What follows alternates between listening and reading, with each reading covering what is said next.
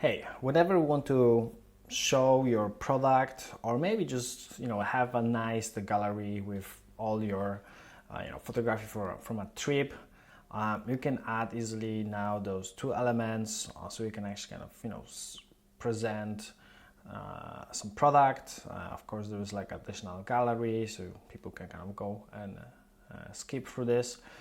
So I want to show you like how to add this and also show you different configurations for this component. So whenever we go to our editor and click on gallery and then to edit, we can see this new option. It's gallery type carousel, which kind of have this additional configuration in here, and we can configure it with like a couple additional properties. So let's say number of columns which will be displayed, let's say already. So as for products, usually it's actually probably better to have one as the main product here, or if you have like not related or you want to show off a bit more, you can have two columns or even more to show a bit more.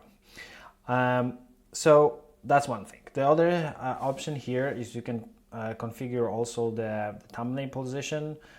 So you can go horizontal and it automatically goes to horizontal on your mobile. As there is not so much space, you can change those thumbnails to dots. So you have this variation here, or just like remove it completely, so it's not really visible.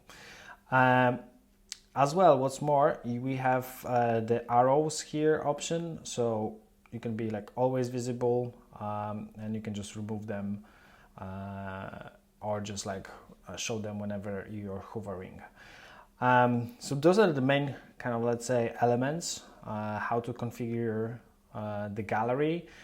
You can of course go back to the list mode where we just list all the elements or all your images, and then probably you would rather kind of go with maybe 3 columns in here, and maybe it's actually important tip for you, as now the gallery is controlled by the outer column, which will also fit the screen size. So if you have you can actually tweak this responsive breakpoints in here, so you can actually make this gallery wider if you want to.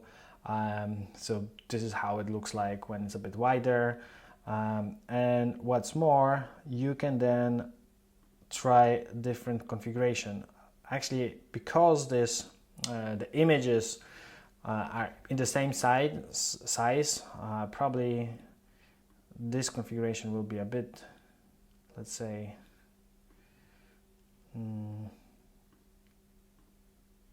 like present like those different options. So it will try to kind of, let's say, configure and then show those images like in different compositions. So those are like the main two options for the gallery, different configuration, and again you can preview each image as a separate image on the slideshow. So that's it.